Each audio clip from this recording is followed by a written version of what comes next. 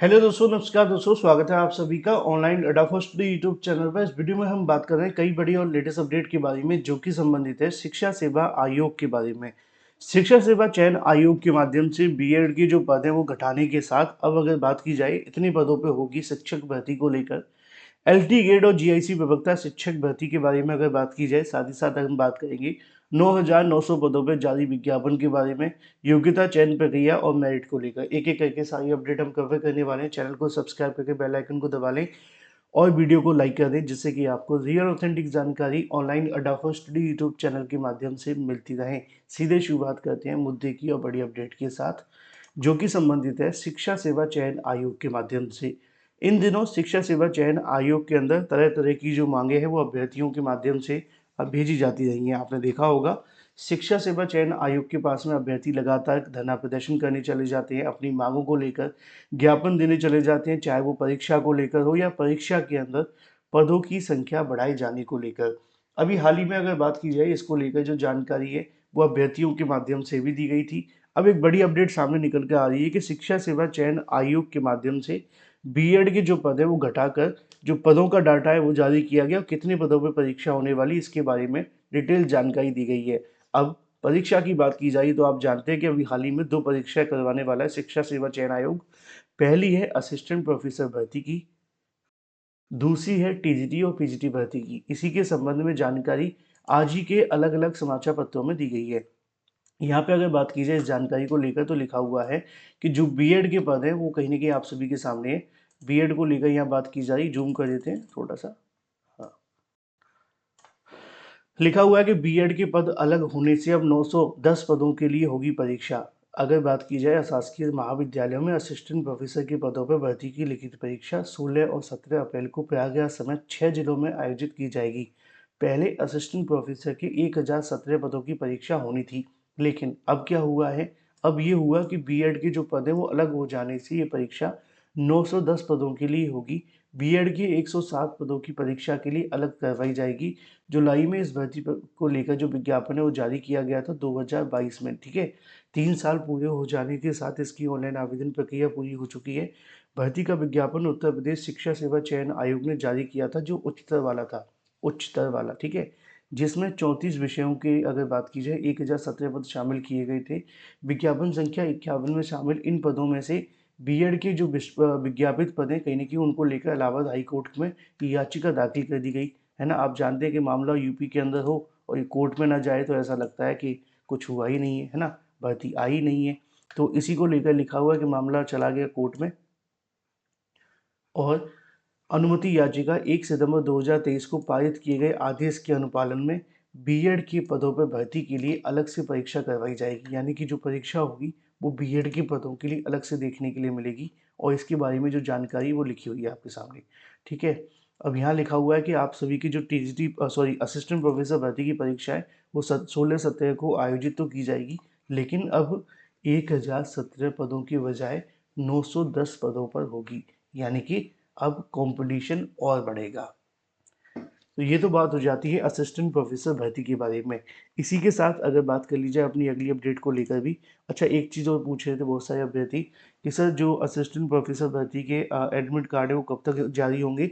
उसके बारे में लिखा हुआ है कि आयोग के सूत्रों का कहना है कि परीक्षा की संख्या को देखते हुए 2 केंद्र बढ़ाए जा सकते हैं। ऐसे में केंद्रों की संख्या 40 तक पहुंच सकती है। परीक्षा के लिए कुल 1,14,000 के समथिंग अभ्यर्थी ने आवेदन किया था, जिनमें से 85,000 अभ्यर्थी सफल हुए थे, मतलब परीक्षा में बैठने के लिए योग्य पाए गए, शामिल होने के लिए योग्य है। ऐसे में अभ्यर्थी अब प्रवेश पत्र जारी होने का इंतजार कर रहे हैं। आयोग के सूत्रों का कहना है कि परीक्षा तिथि से 7 या 10 दिन पहले प्रवेश पत्र जारी किए जाएंगे। यानी कि मान करके चलें कि जो मैंने आपको बताया था कि पहले सप्ताह के बाद कभी भी आपके जो प्रवेश पत्र हैं वो जारी कर दिए जाएंगे। ठीक है, क्षमा करें, थोड़ा सा खांसी ने दिक्कत की हुई है इसलिए आजकल मैं काफ़ी स्लो बोलने की कोशिश करता हूँ। ये खांसी जाती नहीं है, बड़ी मुश्किल हो गई है। चलिए अब बात कर लेते हैं एलटी ग्रेड और जीआईसी प्रवक्ता को लेकर आवेदन के बारे में। 8 अप्रैल से शुरू होंगे। इसके बारे में जो जानकारी है वो आज ही के अलग अलग समाचार पत्रों में दी गई है। अब एलटी ग्रेड और जीआईसी प्रवक्ता की बात की जा रही है तो इसके आवेदन को लेकर मैं आपको यहाँ दिखा देता हूँ। असल में हुआ क्या था कि एलटी ग्रेड और जीआईसी प्रवक्ता के लिए विद्यालय आवंटन किए गए थे। विद्यालय आवंटन किए जाने हैं, किए नहीं गए थे, पहले किए गए थे, उसकी जो रिजल्ट है वो नहीं आया था, यानी कि उसका कोई बेनिफिट नहीं मिला था। उसी के बारे में लिखा हुआ है कि राजकीय विद्यालयों में एलटी गेट और जीआईसी प्रवक्ता सहायक अध्यापक पदों पर उत्तर प्रदेश लोक सेवा आयोग से चयनित अभ्यर्थियों की नियुक्ति एवं विद्यालय आवंटन के लिए दोबारा आवेदन फॉर्म भरने होंगे। आवेदन ऑनलाइन करने की जो प्रक्रिया होगी वो 8 अप्रैल से शुरू होगी। 13 अप्रैल आवेदन की अंतिम तिथि होगी और ये प्रक्रिया पूरी होने के बाद अभ्यर्थियों को ऑनलाइन जो नियुक्ति पत्र हैं वो जारी कर दिए जाएंगे।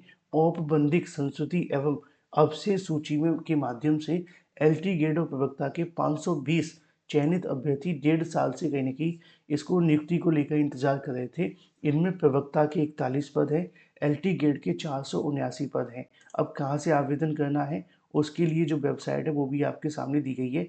लिखा हुआ है कि इसमें आप चाहे HTTPS लगाएं या www. दोनों में चल जाएगा। बस यहाँ पे आप सभी के सामने लिखा हुआ है, ठीक है। ये आपकी ऑनलाइन वेबसाइट है, इस वेबसाइट पे आपको जा कर के आवेदन करना है। अभी आपको 8 अप्रैल को जाना है, 8 अप्रैल से इसके जो आवेदन है वो लिए जाएंगे। चलिए बात कर लेते हैं अपनी अगली अपडेट के बारे में, जो कि संबंधित है 9,900 पदों के लिए जारी किए गए विज्ञापन के बारे में। आरआरबी के माध्यम से 9,900 पदों पर असिस्टेंट लोको पायलट यानी कि एएलपी के लिए विज्ञापन जारी किया गया है। ये भर्ती तकरीबन आप सभी के लिए 7 साल बाद देखने के लिए मिली है। शायद पिछली बार ये वैकेंसी 2017-18 में आई थी, है ना। इसको लेकर अगर बात की जाए, 9 मई 2025 को आयु सीमा न्यूनतम 18 वर्ष अधिकतम 30 वर्ष होनी चाहिए।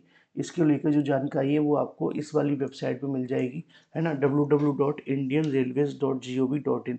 इस वाली वेबसाइट पे जाकर के आप जानकारी ले सकते हैं, ठीक है। 9,900 पदों के लिए जो आवेदन की प्रक्रिया है वो एएलपी के माध्यम से शुरू कर दी गई है। फिलहाल ये थी कुछ बड़ी और लेटेस्ट अपडेट आप सभी के लिए शिक्षा सेवा चयन आयोग के बारे में, ठीक है। कि आपकी जो परीक्षा असिस्टेंट प्रोफेसर की होने जा रही है वो आपको देखने के लिए मिलेगी 16 और 17 को। एडमिट कार्ड 7 या 10 दिन पहले जारी कर दिए जाएंगे। और जो एलटी गेट जीआईसी प्रवक्ता के अभ्यर्थी हैं वो इसमें अगर बात की जाए 8 अप्रैल से अपने आवेदन कर सकते हैं। वो कौन कौन से अभ्यर्थी होंगे, वो वही अभ्यर्थी होंगे जिनका रिजल्ट वेटिंग लिस्ट के माध्यम से घोषित किया गया था, ठीक है। तो ये सभी अभ्यर्थी क्या कर सकते हैं, आवेदन कर सकते हैं 8 अप्रैल 2025 से। बाकी की जो भी जानकारी नई और बड़ी होगी वो आपको इस चैनल के माध्यम से समय समय मिलती रहेगी। चैनल को सब्सक्राइब करके बेल आइकन को दबा लें और वीडियो को लाइक कर दें। मैं आपसे मिलता हूँ अगले वीडियो में। Till then take care, tata bye bye. Thank you for watching this video.